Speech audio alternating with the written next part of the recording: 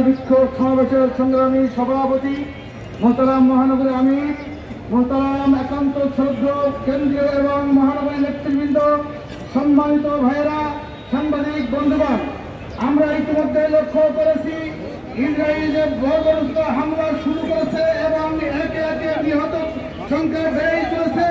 বিশেষ করে ইতিহাস সাক্ষী ইসরায়েলের এই আশ্রয় প্রার্থীরা দীর্ঘ কয়েক শত বছর আগে আশ্রয়ের নামে বিক্ষোভ দেশে খালি পায়ে উচ্চউলঙ্গ হয়ে আরবের বুকে একটু জায়গা দেয় আর এখন তারা মালিকানার দাবি শুরু করেছে।